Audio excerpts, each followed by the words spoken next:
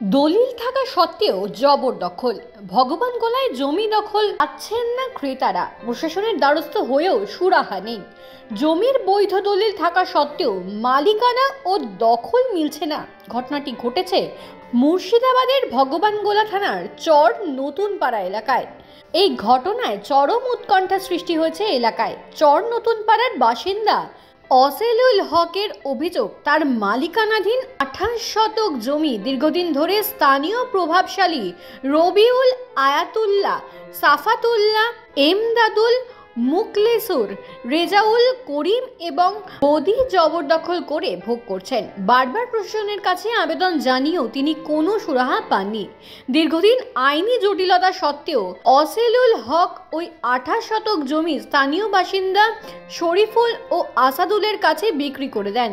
জমি কেনার পর শরীফুল ও আসাদুল বৈধভাবে জমির দখল নিয়ে চাষাবাদ শুরু করেন এবং জমিতে সরষের বীজ বপন করেন। কিন্তু অভিযোগ, রবিউল, আয়াতুল্লাহ ও সাফাতুল্লাহর নেতৃত্বে এই জবরদখলকারীরা দলবল নিয়ে জমিতে লাগানো সরষের ফসল নষ্ট করে পুনরায় জমি দখল করে সেখানে জোর করে ভুট্টা লাগিয়ে দেন। প্রশাসনের কাছে অভিযোগেও সুরাহা নেই।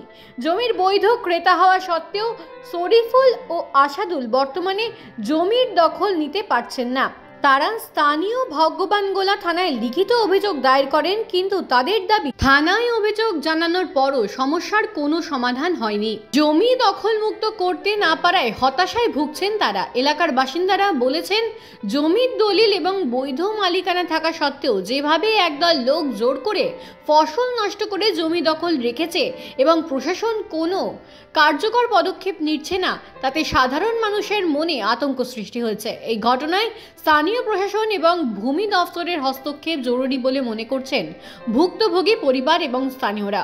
অভিযুক্ত আয়াতুল্লাহর সঙ্গে ফোনে যোগাযোগ করার চেষ্টা করা হলেও ওনাকে ফোনে পাওয়া যায়নি। জমিটা আমরা অসেলুল হকের কাছ থেকে কিনা হয়েছে, ওনার বাড়ি হাবাসপুর। এই জমিটাতে আমরা নেওয়ার পরে ওদেরকে রবিউল ইসলামদেরকে বলানো হয়েছিল যে তো আমরা তোমাদের ভিতরে জমিটা কিনেছি, আমাদের জমিটা তোমরা ছেড়ে দাও। ওনারা বলছে কার জমি কিনেছিস, কাকে কিনেছিস তোরা সেটা দেখে নেগা।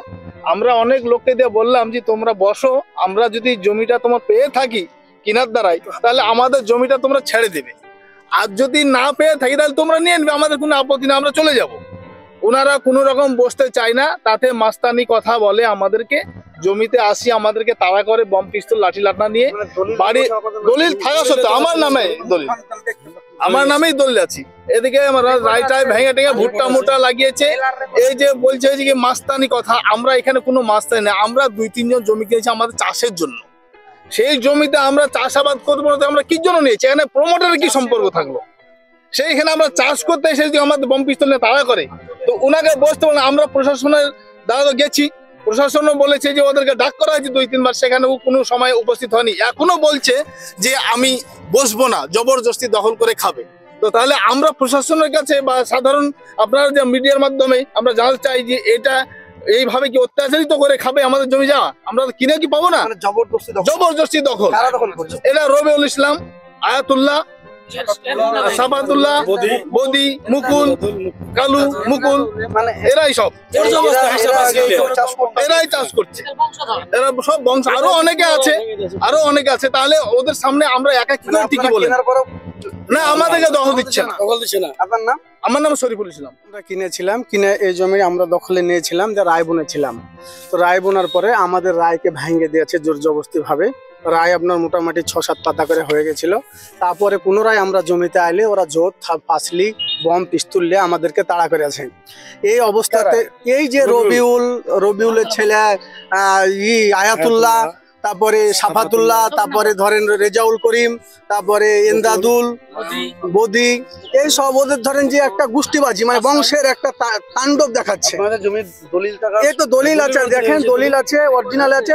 তবে আমরাকে বলছে যে প্রমোটার বাহিনী, আমরা কি করে প্রমোটার বাহিনী হনু, মাস্তান বাহিনী হনু, এটা আমরা বিচার চাইছি। যে আমরা রাজ্য আমরা থানা পুলিশকে এই কমপ্লেন দিয়েছি, থানা পুলিশ আসেনি। ডায়েরি দিয়েছি, ডায়েরি কাগজ দেখলে দেখতে পারেন, কিছু অসুবিধা নেই।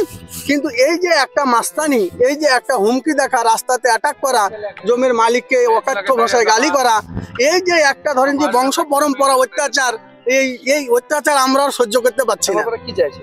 আমরা চাইছি ন্যায্য বিচার চাইছি, আমাদের ন্যায্য বিচার করে দেখ, আমাদের কিভাবে জমি দিবে সেভাবে দেখ। আর এই যে আমাদের রায় ভাঙ্গেছে, আমরা রায় বোনা রায়, সে রায়কে ভাঙ্গে ভুট্টো লাগাইছে, তার কি করবে তার ফায়সালা আমরা তার হিসাব চাইছি, বিচার চাইছি আইনের মাধ্যমে। তার নাম? আমার নাম মোহাম্মদ আসাদুল হক। হচ্ছে কি যে এই জমি যেটা আপনার 14 বিঘা 9 শতক টোটাল জমি, এই 14 বিঘা 9 শতক জমিলে পূর্বে আমাদের কিছু শরিকিয়ানের সঙ্গে জমি জায়গায় একটু বিবাদ ছিল। সেই বিবাদটা আমরা থাকাকালীনই, আমার বাবা বেঁচে থাকাকালীনই আমরা সমস্ত সবকিছু নিত্যান্তের পর আমরা বসে একটা মীমাংসা করে নিয়েছি। হ্যাঁ, তখন পর্যন্ত জমিগুলো আমাদের দখলেই ছিল। হ্যাঁ, মূল মালিক হিসাবে আমি একাই এই জমি ভোগ দখল করতাম। ইতিপূর্বেই আমার পিতা কিছু জমি রবিউলের কাছে বিক্রি করুক। হ্যাঁ, বিক্রি করার পর সেই জমি আমার বাবা বেঁচে থাকা পর্যন্ত বাকি জমির খাজনা দিত, আর কিছু জমি খরিদ সূত্রেও মালিক হয়েছিল। আব্বা মৃত্যুর পর সেই জমি বলে যে এই জমি গোটাই আমি খরিদ করে নিয়েছি, তাই আমি ছেলে হিসাবে বাপের কোনো প্রতিক্রিয়া না করে ওকে ছেড়ে দিয়েছিলাম গোটাই। এই যেহেতু কিনে নিয়েছে সেখানে প্রতিবাদ করে আর লাভ নাই। কিন্তু এই জমিতে যাদের আমাদের শরিকিয়ান হিসাবে যারা কেস খামারি চলতো, তাদের সঙ্গে বসে যখন একটা আমাদের মীমাংসা হয়, সেই জমি আমি রবিউলকে বলি যে এই জমিটা ওদের তুমি ছেড়ে দাও। এবং তখন ওকে প্রশ্ন রাখি আমি যে এই জমিতে তুমি আমার বাবার কাছ থেকে কত বিঘা জমি কিনেছো, সেই জমির অরিজিনাল পেপারসটা দেখাও আমাকে। দেখার পর অতটা জমি তোমাকে ছেড়ে দিয়ে বাদবাকি জমিটা ওদেরকে দিয়ে দাও, এটা আমাদের ফাইনাল হয়ে গেছে। এমতো অবস্থায় কয়েকবার আমি ওকে ডাকাডাকি করি, সে আমার কাছে যায় না যাওয়ার ফলে একদিন ওর ছেলে আয়াতুল্লাহকে আমি ফোন করলাম যে এই জমির সমস্ত পেপারস নিয়ে তুমি আমার সঙ্গে বসো, বসার পর তুমি যতটা জমি কিনেছো ততটা তুমি নিয়ে বাদবাকি জমি ছেড়ে দাও। তার প্রশ্নের উত্তরে আমাকে দেয় যে এই জমি আমি কোনো মতেই ছাড়বো না, যেহেতু আমি এই জমি 30-35 বছর খাচ্ছি, আমি এই জমি আমার মার্ডার হবো তাও শিখে জমি আমি ছাড়বো না। তা আমি বললাম কি যে এই জমি তো আমার জমি, এই জমির বাপ তোমার বাপকে ডাকো, এই জমি তোমার বাপ খরিদ করার পর যেটুকু মানে অবশিষ্ট জমি থাকে সেই জমিতে আমাকে খাজনা দেয়। হ্যাঁ, তো খাজনা দেওয়ার পরেও এদিকে 2 বছর খাজনা দেয়নি, তো খাজনা দেয়নি, বারবার আমি খাজনার টাকার কথা বলি, তো বলেছে একটু অসুবিধা অভাব আছে বলে দেওয়া হয়নি। এবং আমাদের সঙ্গে যাদের জমি নিয়ে বিবাদটা ছিল, যেটা বসে মীমাংসা করা হয়েছে, সেই জমির মালিকেরা অন্য কারোর কাছে এই জমি হস্তান্তর করে। হ্যাঁ, সেই হস্তান্তরকারী যারাকে জমি হস্তান্তর করে যারা কিনেছে, সেই সব ব্যক্তিরা জমি এই জমিতে যখন দখল করার জন্য নামে, হ্যাঁ, তাদের ওপর অকট্ট অত্যাচার রবিউল এবং রবিউলের অল ফ্যামিলি এবং বিভিন্ন এলাকার মানুষ জটিয়ে করতে যায়। তারপরে আমি প্রশ্ন রাখি কিন্তু জমির খাজনাটা তুমি আমাকে অন্তপক্ষে দাও। তখন বলেছে এই জমি আর কাউকেই দিব না, আমি জোর জবরদস্তির জমি খাবো। তার জন্য আমি প্রশাসনের দ্বারস্থ হয়েছি এবং প্রশাসনকে দিয়ে 2 বার ওকে বসার কথা বলা হয়েছে, তাতেও কোনো কর্ণপাত করেনি। থানা প্রশাসনের কাছেও যায়নি, প্রশাসনের অনেকটাই সাক্ষী আছে, সেই প্রশাসনের কাছে গেলে আপনারা জানতে পারবেন কি যে আমাদের অভিযোগটা দেওয়া আছে কিনা। হ্যাঁ, অভিযোগের ভিত্তিতে ওদেরকে 2 বার বসার জন্য প্রশাসনও চেষ্টা করেছে। হ্যাঁ, নিরুপায় অবস্থায় আমি আমার জমি চার্জে নিয়েছি এবং দখল পজিশনে নামতে বাধ্য হয়েছি। হ্যাঁ, এবং যদি মিডিয়ার মাধ্যমে প্রশাসনের মাধ্যমে দখল করছেন, তারপরও তো আমি দখল করেছি, দখল করার পরও ভেঙে দিয়েছে, ভেঙে দেওয়ার পরও আবার আমি চেষ্টা করছি যে আমি আমার জমি দখল এবং চার্জে রাখবো।